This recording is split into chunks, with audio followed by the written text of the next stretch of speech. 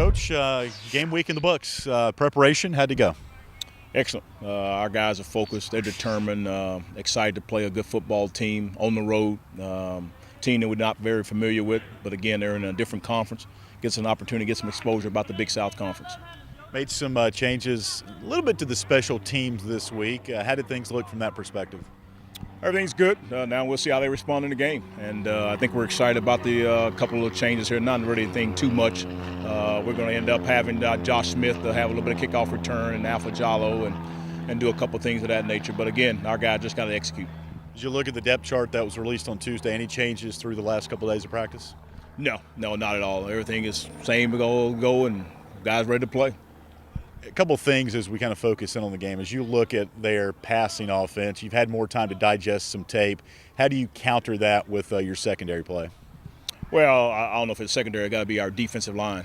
They got to get pressure on them. They got to get off the blocks and make. If they don't get a sack, have pressure. Then make sure they get the ball out. Now he does a good job of getting the ball out. You don't have a whole lot of sacks, but again, we got to find a way to get to him and get him off being uncomfortable. If we can get him to be uncomfortable, then we'll have some success. In some ways, your passing game kind of sets up your run game. And when you look at what the Sycamores give up rushing defense, how do you exploit, you think, that on Saturday? We're going to do what we do. We're going to run the football. We're going to mix it up with some passes. We're going to do what we do as far as changing the thing vertically and horizontal. We're going to make sure they cover the whole football field. And if they can't do that, then we'll find some openings and we'll have some big plays. You huddled the team around that for practice today on Thursday. What were some of the messages you gave them as far as getting ready to travel on Friday over to Terre Haute? Just went over a few things here. First, plane trip this year, so just went over some of the logistical things that they got to be prepared for, what they can take on the plane, what they can't take on the plane, and what our expectation is, and kind of a little bit more of that familiarity of what happens on the plane. Make sure they have their government-issued ID. You think shouldn't have to say it, but you got to remind them of some of those things. And then we just talked about, this is a trip, business trip. We're here to go play our best football game.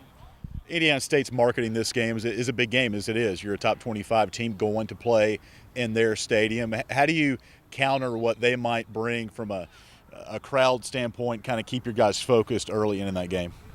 Again, we talk about not letting circumstances outside of your control dictate how you're going to play.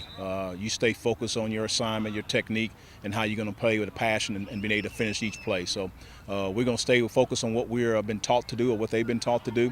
And if we do that, I think we'll have a great chance to be successful. Indiana State hadn't turned the ball over yet. How do you rattle them and get them kind of out of their game, you think? Be physical. Continue to be physical, continue to hit them with all in the rules and all those things. If you continue to be more physical, the most physical football team, 9 times out of 10 going to win the football game. And so we talked about just continue to be physical, offensively, defensively, and special teams.